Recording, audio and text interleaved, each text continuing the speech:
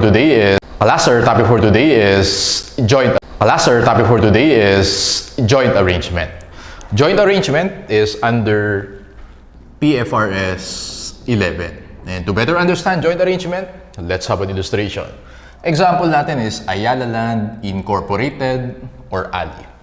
Ayala Land is one of the largest property developers in the Philippines. Nag-undertake yan ng mga construction projects such as residential condominiums, Alveo, Amaya, Avida, mga Ayala projects yan. Ano pa? Commercial malls, Trinoma, Greenbelt, Glorieta, mga Ayala projects din yan.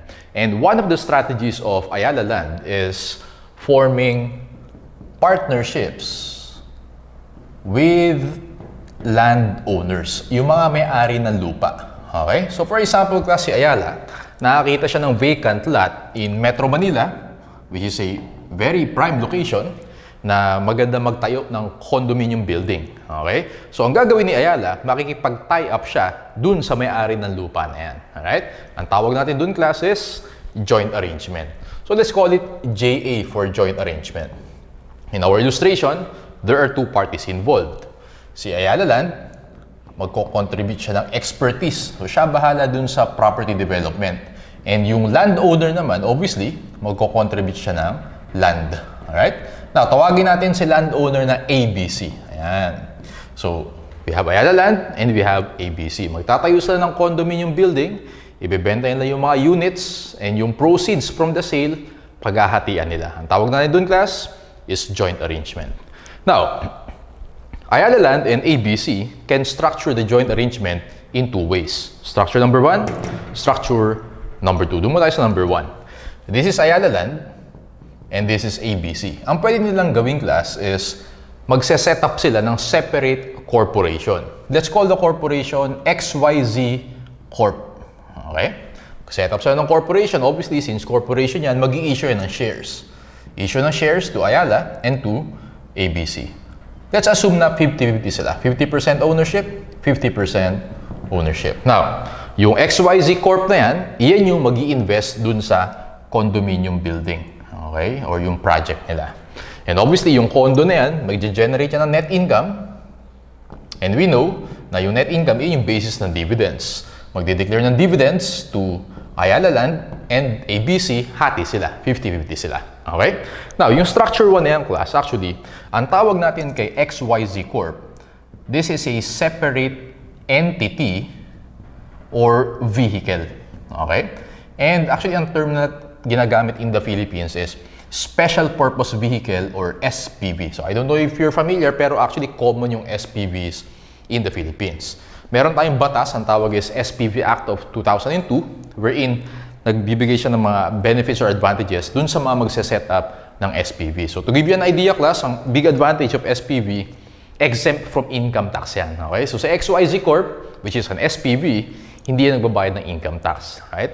Another advantage ng SPV in the Philippines, pag si XYZ nalugi, nagkaroon ng losses, alright? Yung losses na yun, hindi yun magre-reflect sa financial statements of Ayala and the ABC. Yung losses na yun, dun lang sa financial statements of XYZ. Okay? So again, maraming benefits yung SPV na yan. So structure number 1, yan yun. Now, let's go to structure number 2. So structure number 2, class, we have Ayala and we have ABC, and then directly sila yung mag-i-invest dun sa condominium project. Alright? Walang separate entity. Walang separate corporation. So si Ayala, magko-contribute siya ng assets and liabilities. For example, ano ba? Since si Ayala yung magko-construct ng condominium, syempre gagastos siya ng cash. Ano pa? Materials, labor, mga construction equipment, and so on and so forth. And then sa ABC, magko-contribute siya ng assets and liabilities. Since siya yung landowner, obviously, magko-contribute niya is land. And let's assume, class, na yung land na yan, naka-mortgage. May utang pa sa bangko.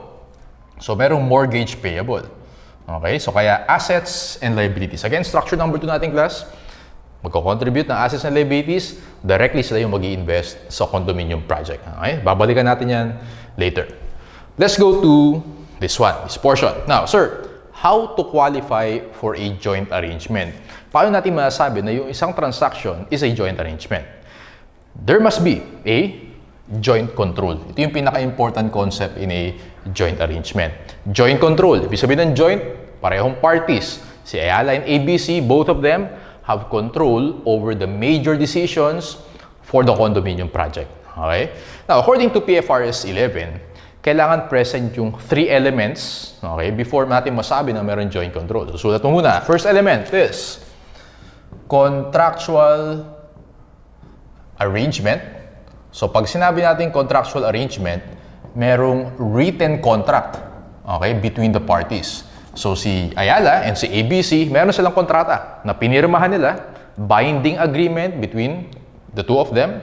So, ang tawag natin dun, class, contractual arrangement. So, dapat may written contract. Second element is, there must be sharing of control. Pag sinabing sharing of control, no single party can decide. Okay? So, dapat pareho sila magde-decide. For example, sa condo, building, magde-decide sila ilang floors, okay, ilang units, ano yung size ng mga units, and so on and so forth. So, yung mga major decisions, pareho, both parties, kailangan sila yung mag-decide. Okay? Sharing of control. And last element is unanimous consent. Okay? So, unanimous consent, ang ibig sabihin lang nito, class, is all parties must agree before making a decision. So, parang inline din siya sa sharing of control. Again, si Ayala and si ABC, dapat mag-agree muna sila na ito yung making decision nila. Alright? So, again, class, these 3 elements must be present para magkaroon ng joint control. Ano yung importance ng joint control? Kasi para mag-qualify as joint arrangement, dapat merong joint control. Okay? Now, let's go to types of joint arrangement. Meron tayong 2 types. First is, we have joint venture, okay, or JV. And then second type of joint arrangement is joint operation or JO. Alright, sir, anong difference ng JV and JO? Pag sinabing joint venture, class, the parties have right to the net assets. Okay? Pag sinabing joint venture, right to net assets. Pag sinabing joint operation, the parties have right to assets and liabilities. Okay? Pag sinabing joint venture, right to net assets. Pag sinabing joint operation, right to assets and liabilities. Ano difference nun, sir? Pag sinabi mo net assets, ano ba ibig sabihin ng net assets? Assets minus liabilities or equity. Okay? Pag sinabi mo equity, yun din yung shares. Alright? Actually, class, yung joint venture na yan, yun yung structure number 1 natin. Merong separate corporation, nag-issue ng shares, okay? So may net assets. Structure number 1 is a joint venture. According to PFRS 11, kapag joint venture, i-apply natin, class, is the equity method. Alam nyo na yung equity method. Yan yung ginamit natin, investment associate. Wherein, magre-record tayo ng share in net income, and then pag may dividends, merong return of capital. Alam nyo na yan. Now, pag sinabing joint operation, right to assets and liabilities, yun yung structure number 2 natin. So, si Ayala, magko-contribute siya ng assets and liabilities. Si ABC, ganun din gagawin niya. Alright? Now, according to PFRS 11, kung sa joint venture equity method yung gagamitin natin, sa joint operation naman, class, sabi sa PFRS 11, the parties must recognize proportionate share in assets, liabilities, revenues, and expenses. Ulitin ko, class. Pag joint operation, paano yung accounting? Ito yung keywords dyan. Proportionate share. Okay? Proportionate share of assets, liabilities, revenues, and expenses. So, papakita ko sa inyo, class, yung pro forma entries. So, later, meron tayo sa handouts just to give you an idea. Balik tayo dito sa structure number 2. Sir, ano yung journal entries kapag proportionate share? Ito yung books ni Ayala, ito naman yung books ni ABC. Okay? So, again, ito yung mga kinontribute ni Ayala. Cash, materials, labor, equipment. Simplify na natin. So, nag-contribute siya ng cash. Right? So, entry dyan, class, in the books of Ayala, debit cash. Okay? JO. JO. So, joint operation, when you say JO. Debit cash, JO. Let's say 10 million. Mag-assume na lang ako ng figures. Okay? Debit equipment, JO. Let's say this amounts to 20 million. Credit cash, 10 million. And then credit equipment, 20 million. Okay? So, makikita mo, class, nag-debit ng cash JO, nag-credit ng cash. Nire-reclassify natin. Alright? Parang ganun, nire-reclassify natin. Ibig sabihin, makikita mo sa financial statement si Ayala, uy, merong cash JO. Ibig sabihin, nag-invest ng cash sa isang joint operation. Gets? In the books of ABC naman, assets muna tayo. Nag-contribute ng land, debit land JO, and then credit land. Let's say this amounts to 30 million. So, nagkasum na lang ako ng mga amounts para lang mapakita ko sa inyo mga entries. Nireclassify din ni ABC yan. Debit land JO, credit land. So, yan yung assets. Liabilities naman tayo. Let's assume class na si Ayala nag-bank financing kasi kailangan niya mag-spend ng cash. Umutang muna siya sa bangko. Alright? Para lang mas ma-illustrate natin. Entry dyan, debit loans payable, credit loans payable JO. Let's say this is 5 million. Yan. And then si ABC naman, again, naka-mortgage yung land yan. Kasi may utang din sa bank, hindi pa bayad. Entry niya dito, debit mortgage payable, credit mortgage payable, JO, let's say 7 million. Yan. So, recognize proportionate share in assets, in liabilities, ano pa, revenues. So, let's say kumita na yung condominium, nakapagbenta na, meron mga revenues, merong expenses. So, entry natin, in the books of Ayala, debit cash, credit revenues, JO, let's say 2 million. Si ABC naman, since 50-50 sila, tama? Hati sila, 50-50. So, debit cash, credit revenues, JO, 2 million, pareho sila, amount. And then last one is expenses. Debit expenses, JO, credit cash, for example, class, this is 1 million. And then same entry, debit expenses, JO, credit cash, 1 million. So, recognize proportionate share in assets, liabilities, revenues, and expenses. Ayun. So, ito yung pro forma entries under joint operation. Last one, before we answer our handouts. Pag may structure, okay, may separate structure o may separate entity, okay, or vehicle, which is yung ginawa natin dito. According to PFRS 11, kapag merong separate entity, pwedeng maging joint venture, pwedeng maging joint operation.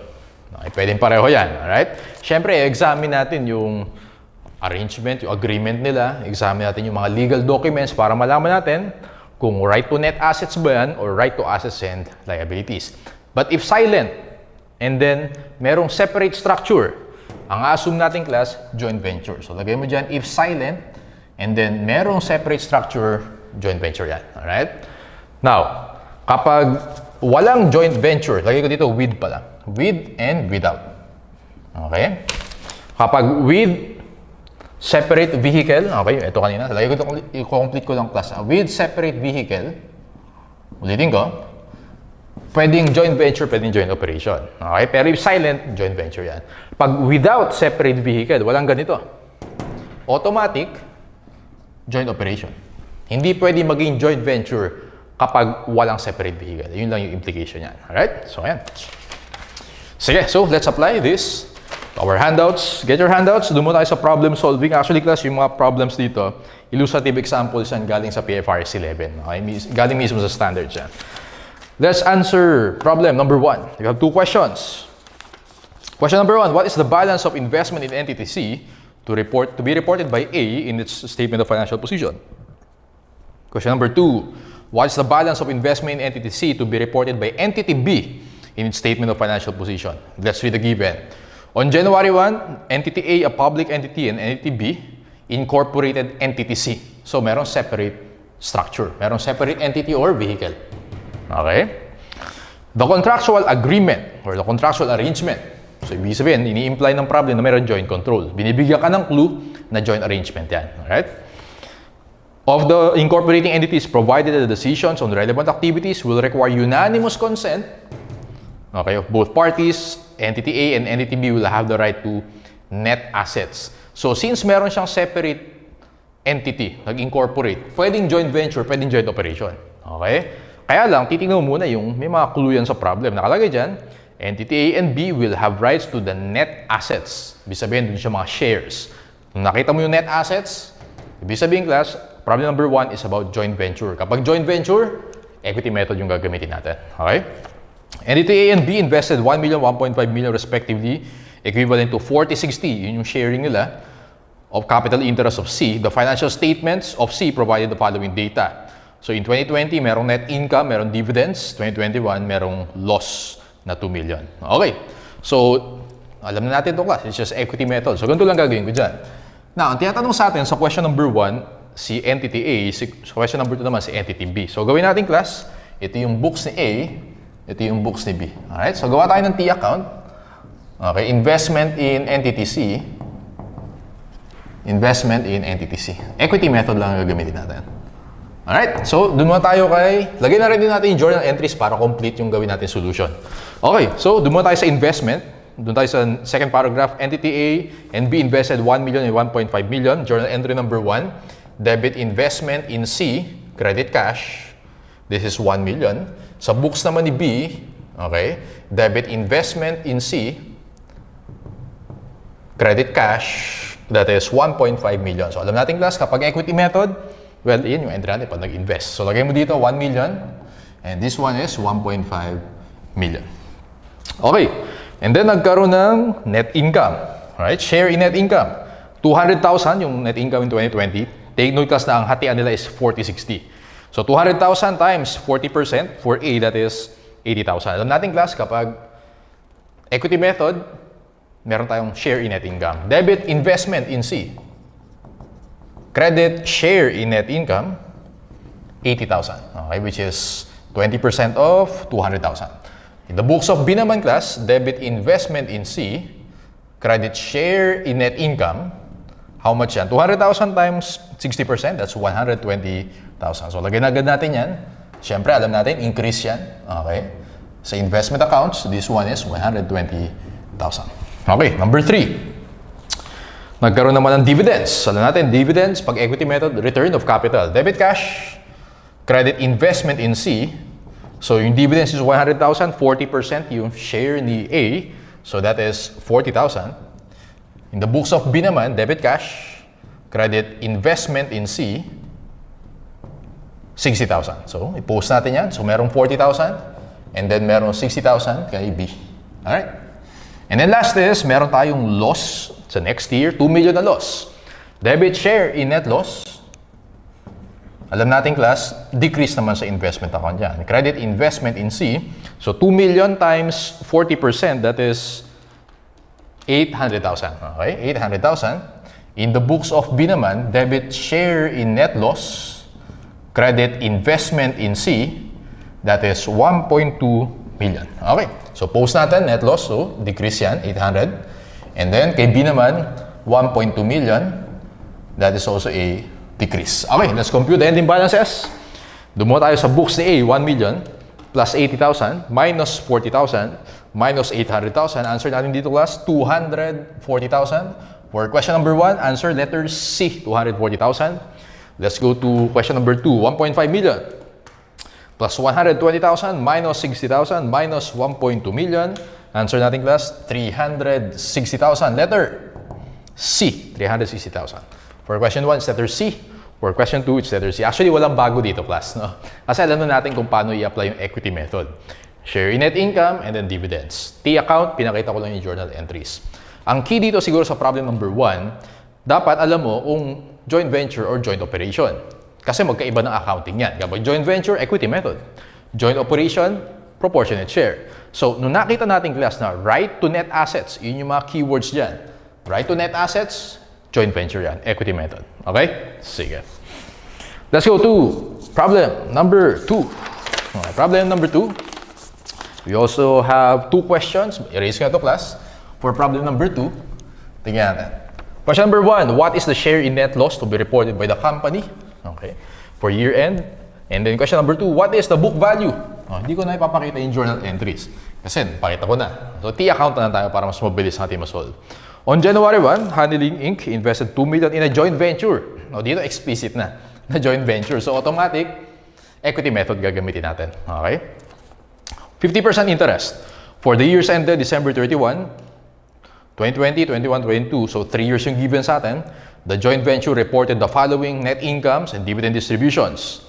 So meron tayong table dyan for 3 years, net income and dividends. Question number 1, what is the share in net loss or investment loss to be reported by the company in 2021? T-account lang to. So gagawin ko dyan class, equity method na T-account. So ang gawin ko dito is investment in joint venture Okay? So, how much yung in-invest niya? Tama ba sa first sentence, 2 million? Tama? Ito yung initial investment. Okay?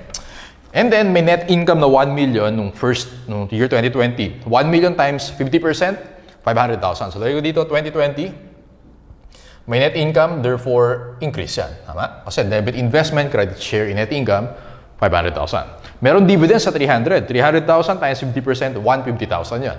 Alam natin class, pag dividends, return of capital, credit natin yan. Okay, so walang problema. Tignan muna natin yung ending balance. 2 million plus 500,000 minus 150,000 to 350,000. Ayan. So ito yung ending balance natin after year 2020. 2021, 6 million net loss. Ang laki ng loss, 6 million. And then walang dividend. 6 million times 50%, that is 3 million. Ngayon class, ang nangyari dyan, kapag nag-entry ka, okay, na 3 million, di ba ang entry mo doon, debit share in net loss, credit investment in joint venture under equity method na 3 million, ang mangyayari dyan class, pag pinus mo dito yan, mas mataas na yung credit. So, ang mangyayari, magkakaroon ng credit balance, yung investment in joint venture natin. Hindi pwede yun. Kasi investment nga yan, asset yan.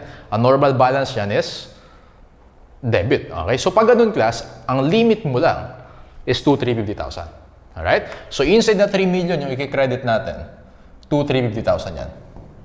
Gets? So, ang gagawin ko lang dyan, 2,350,000 dito. Zero ngayon yung ending balance mo. Okay? This is for year 2021. Kaya sagot natin sa question number 1, what is the share in net loss? Letter C, 2,350,000. Ito yung entry mo dyan. Again, hindi pwede magkaroon ng credit balance yung investment in joint venture. Actually, class, ganyan din sa investment in associate. Okay? Hindi pwede magkaroon ng credit balance. Yung maximum mo na i-credit is yung 2,350,000. Okay? Now, punta tayo sa year 2022.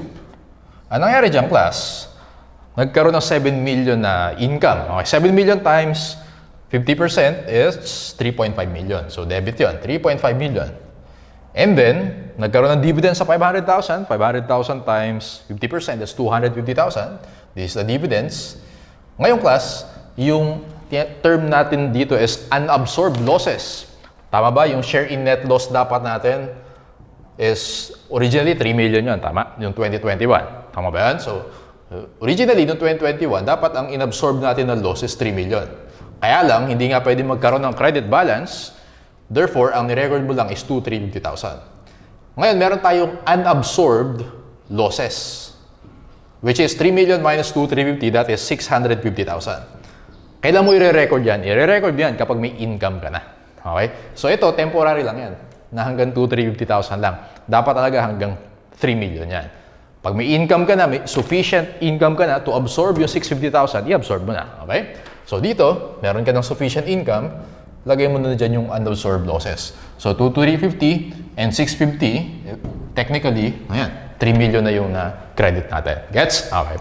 So, tingnan natin yung ending balance, 3.5 million minus 250 minus 650, that is 2.6 million. Answer natin class, letter B for question number 2, 2.6 million. Question number 1, letter C, 2,350. Question number 2, letter B, 2.6 million. Okay. So, ganyan.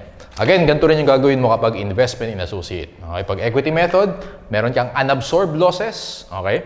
I-absorb mo siya kapag may sufficient net income ka na. Okay. Sige. Let's go to problem number 3. Problem number 3. Aba, marami tayong questions. 3 questions. Let's read the given. Entity A and B, incorporated entity C. Ay, merong separate entity or vehicle.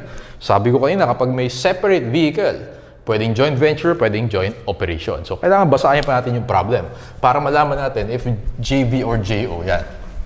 Okay?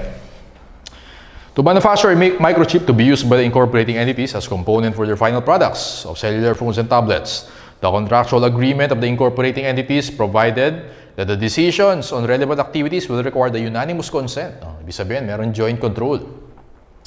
Entity A and B have the rights to the assets and obligations or liabilities. Uy, rights and assets and liabilities. Okay, so this one, problem number 3, is a joint operation. Pag joint operation, we recognize proportionate share in assets, liabilities, revenues, expenses. Parang yung ginawa natin kanina dito. Alright? Relating to the arrangement. Okay, the ordinary shares of entity C will be owned by entity A and B. 60-40 sila. Okay, so lagyan natin dito. So si A and B. Okay, 60% yung ownership niya, and then 40% naman si B. At the end of the first year of operation of NTTC, the financial statements provided the following data. So ito yung FS ng NTTC. Merong inventory, land, building, accounts payable, and so on and so forth. The contractual agreement of entity A and B also provided for the following concerning the assets and liabilities of C. First bullet, entity A owns the land and incurs the loan payable. So si A daw, sa kanya yung land, and then sa kanya din yung loans payable. Alright? Si entity B naman owns the building and incurs the notes payable. Ayan. The other assets and liabilities, so yung mga wala dito, ibig sabihin yung inventory, and then yung ibang payables, accounts payable, hati daw sila. Owned by entity A and B, basis of their capital interest. The sales revenue of NTTC includes sales to A and B, etc. O, tingnan natin. Question number 1. What is the total amount of assets to be reported by entity A concerning its interest in C? Titingin ka sa balance sheet, may tatlong assets yan. Inventory, land, and building. So sabi, sa agreement nila, yung land daw, lahat yan kay A. So yung land, okay, kay A yan. How much? 3 million. What else? Well, yung building kay B yan. Kay B yan, 100%. Sabi dyan, everything else, 60-40 sila. So inventory, which is 1 million, si A 60%, so 1 million times 60%, 600,000. Ibig sabihin, class, yung assets ni entity A dun sa joint operation is 3.6 million. Okay, total 3.6 million. Answer natin, class, letter C. Okay, ganun lang. Okay, ngayon, kung titingnan mo yung financial statements ni A, may makikita kang ganito, class. Ito yung financial statements ni A, no? Meron dun na land, JO, okay, joint operation, which is entity C. May makikita ka dun na 3 million. And then may makikita ka na inventory, JO, which is 600,000. Ganyan yung makikita mo sa financial statements of A. Alright? So parang ganyan. Nag-journal entry siya, na reclassification, okay, debit land, JO, credit land, debit inventory, JO, credit inventory. Ayun yung makikita mo dyan. Alright? Sige. Let's go to question number 2. What is the amount of total liabilities to be reported by entity B? So sabi dyan, sa liabilities, kung titingin ka sa liability section, merong 3. Accounts payable, note payable, and loans payable. Sabi sa agreement nila, si B daw sa kanya lahat ng notes payable. So, ibig sabihin, notes payable ni B, how much yan? 1 million. Okay? And then, yung loan payable, kay A naman yan. So, walang hati dyan si B. Okay? Yung accounts payable, walang, well, hati sila. 60-40 sila dyan. Accounts payable, si B, meron siyang 40%. 2 million yung accounts payable times 40%, that's 800,000. So, 1 million plus 800,000, 1.8 million, that is the total liabilities and in the books of B. 1.8 million, letter A. Okay, ganyan siya. So, kung titingin ka sa financial statements ni B, may makikita ka doon, note payable, joint operation, 1 million. Accounts payable, joint operation, 800,000. Okay, tawag natin dyan, class, recognize proportionate share. Let's go to question number 3. What is the amount of sales revenue to be reported by entity A? Balik tayo dun, class, sa fourth bullet. Okay, fourth bullet. The sales revenue of entity C includes sales to entity A and entity B in the amount of 1 million and 2 million respectively. So, ibig sabihin, class, yung sales revenue na total, how much yan? 5 million, tama? So, 5 million yan. Now, may portion daw dyan, binenta kay A at kay B. Ano tawag natin doon? Intercompany transactions. Kung maalala nyo yung discussion natin sa investment associate, kapag may intercompany transactions, kailangan i-eliminate natin. Kasi hindi yung pwedeng pagkakitaan yung sarili mo. Yun yung reason natin dyan. And kapag nabenta na to outside party, yun pa lang yung time na pwede ka mag-recognize ng gross profit. Alala nyo yan? So, ganun gagawin natin. So, basahin ulit natin, class, yung last bullet. The sales revenue of entity C includes sales to entity A and B in the amount of 1 million and 2 million respectively. Yung 5 million, nakuha ko yan dun sa FS, dun sa gitna. Okay, nakita nyo dun yung sa credit side, sales revenue 5 million. Nakita nyo yan sa table? Okay, yun yun. Alright, so tingnan natin. As of the end of the first year, entity A and B were able to resell 30% and 60% of the inventory coming from entity C to third persons. Ano yung ini-imply nun? Yung 30% and 60% considered as sold na yan. Kasi nabenta mo na third party. Pwede mo nang isama yun sa sales revenue. Okay? Ngayon, ang tatanggalin na lang natin yung unearned sales of A Okay, lagay mo muna dyan, unearned sales of A. How much? Well, ang binenta kay A is 1 million. Tama ba, class? 30% daw nabenta na sa outside party. Okay, ibig sabihin yung 70% hindi pa nabebenta sa outside party. Times 70%, 700,000. So, kailangan tanggalin natin yung class dun sa 5 million kasi intercompany sale yan. Tatanggalin mo yan. Ang pwede mo lang i-recognize yung 30% na nabenta dun sa third party. Okay? Actually, yung 30% ay nandito din yun.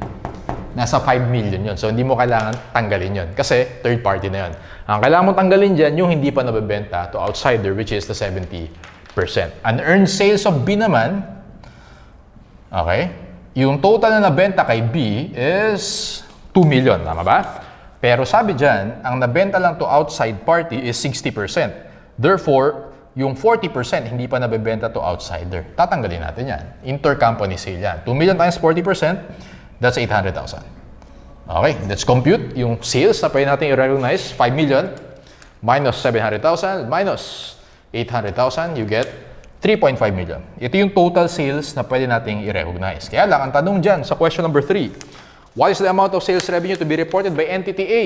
Okay, sa A, if you remember, may 60% ownership siya. 3.5 million times 60%, 2.1 million. Answer natin, class, yung proportionate share ni A sa revenues, 2.6 or 2.1 million, letter boy. Letter B, 2.1 million for question number 3. Ayan. That's how you do yung joint operation. Recognize proportionate share. Very straightforward.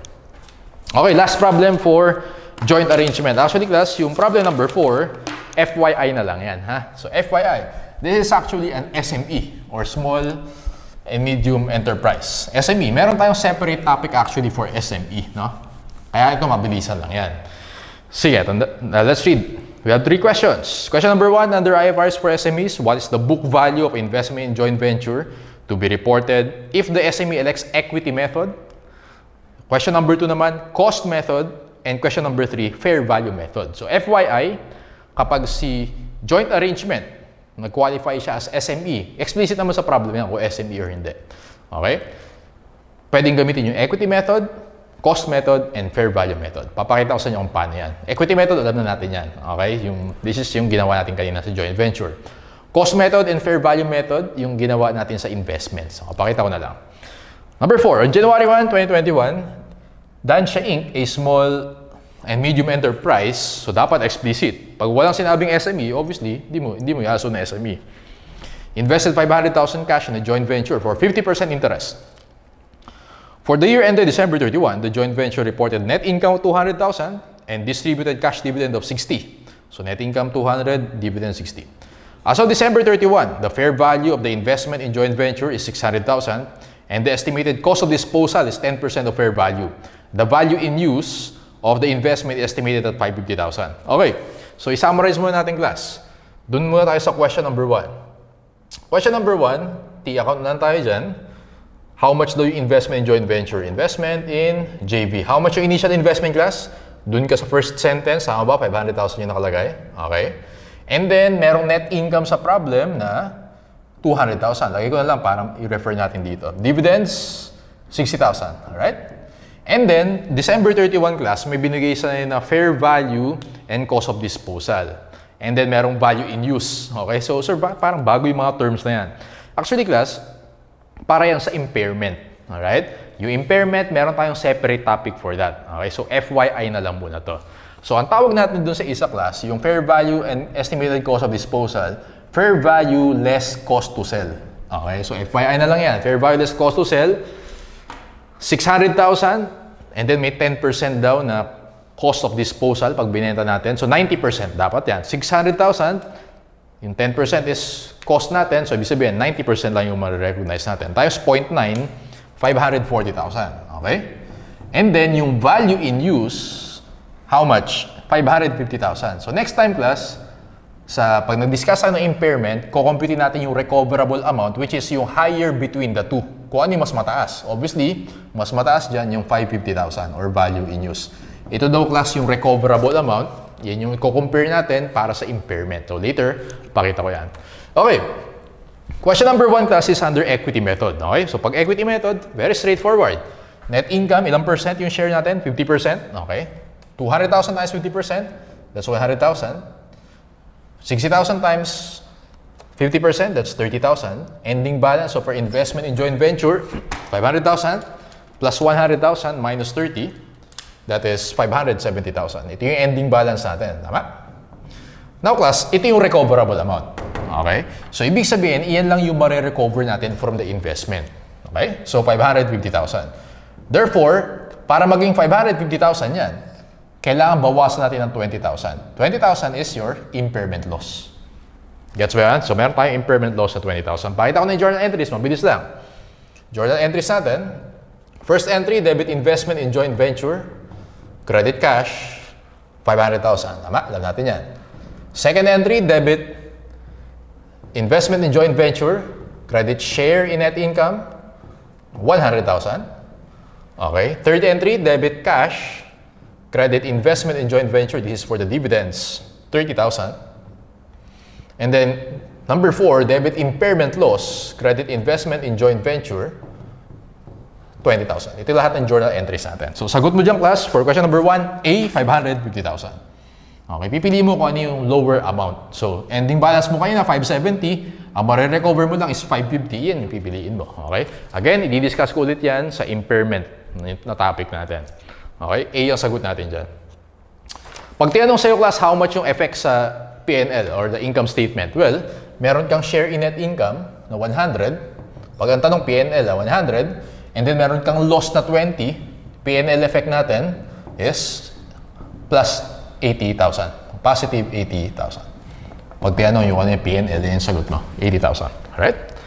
Let's go to question number 2. What if naman, sir, cost method? Ano ba difference, sir, ng cost method? Well, pag cost method, very straightforward lang yan. Okay? So, nag-invest ng 500,000 and then, naka-receive tayo ng dividend, yung share in net income, hindi mo i-record yan pag cost method. Pag naka-receive ka ng dividends, dividend income yon, so walang effect dito. Lagay ko na rin yung journal entries. Debit under cost method. Debit investment in joint venture, credit cash, 500,000. Okay, share in net income, walang entry doon. Dividends, debit cash, credit dividend income. How much ulit? 30,000. And then, ayan. Recoverable amount natin is 550. Tapos dito, 500. Siyempre, yung mas mababa yung pipiliin natin. Therefore, wala kang impairment loss. Alright? Ending balance mo pa rin is the lower amount, 500,000. Sagot natin for question number 2, dog, 500,000. Okay? So, pag tinanong, how much yung P&L effect? P&L natin is just a dividend income plus 30,000.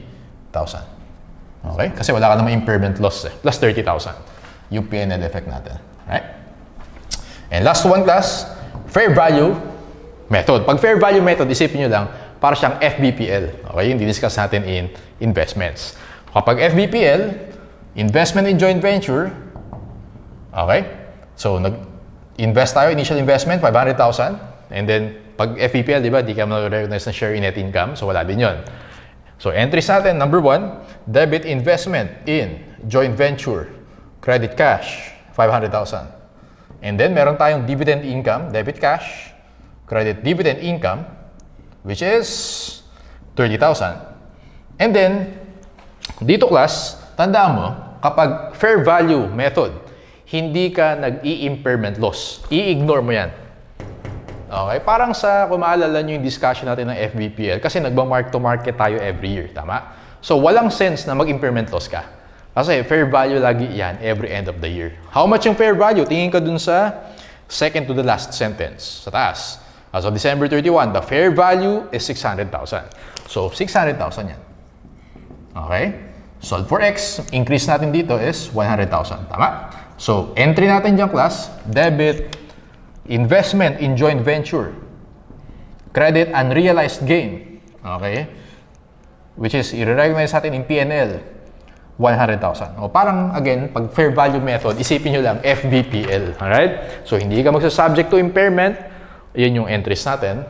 Ending balance mo dyan, answer natin sa question number 3, boy, 600,000 at fair value. Hindi fair value less cost to sell, fair value, 600,000. Pag tiyano, how much yung P&L impact or P&L effect? Well, may dividend income ka na 30 and then may unrealized gain ka na 100, P&L mo dito, 130,000. Okay, so ayan. FYI na lang yung problem number 4 class. Pag SMEs, again, pwedeng equity method, cost, or fair value. Equity, cost, fair value, these are the journal entries. Okay, let's finish this by answering theory questions. Theory number 1, it is characterized by a contractual arrangement whereby two or more parties have joint control. Or yes, joint control of the arrangement. Tawag natin yung class, letter A, joint arrangement. Number 2, it is a contractually agreed sharing of control of an arrangement which exists only when decisions about relevant activities required unanimous consent. Letter C, joint control. Okay, bago ka maging joint control, dapat present yung 3 elements natin. Number 3, it is a type of joint arrangement whereby the parties have joint control of the arrangement, have right to the total assets and obligations or assets and liabilities, or the total liabilities relating to the arrangement, joint operation, letter C.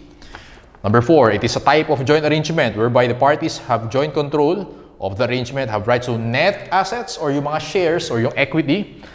Sagot natin yung class, letter A, joint venture. Number 5, what is the classification of the joint arrangement when the assets and liabilities relating to the arrangement are held by a separate vehicle with separate vehicle? When the arrangement is established, punta ka dun sa DOG. It can either be a joint operation or joint venture. Pwede yan, okay? Depending on the legal form of the separate vehicle, terms of the contractual arrangement, or other relevant facts. Again, kapag may separate vehicle, pwede mag-joint venture or joint operation. Okay? I-examine natin yung mga documents. Pero sa problem solving, if silent na may separate vehicle, assumption natin, joint venture. Equity method gagamitin mo. Pero kapag walang separate vehicle, automatic joint operation. Hindi ka pwede maging joint venture kapag without separate vehicle. Number 6, under PFRS 11, how shall the joint venture account for its investment? Okay, in the joint venture. Letter A yan, equity method. Okay? By the way, ang tawag sa parties sa joint venture, si Ayala Land and si ABC, ang tawag natin sa kanila, joint venturers. Okay? Sa joint operation naman, ang tawag natin sa kanila, joint operators. Ayan. So, yun yung mga parties. Letter A for number 6. And last one, number 7, under PFRS 11, how shall the joint operator account for its interest in a joint operation? Punta tayo sa letter D or DOG. The joint operator shall account for its interest by recognizing its assets, liabilities, revenues and expenses, etc. Recognize proportionate share in assets, liabilities, revenues and expenses. That's how you account for joint operation. For number 7, letter D. Okay. That concludes our discussion for joint arrangement.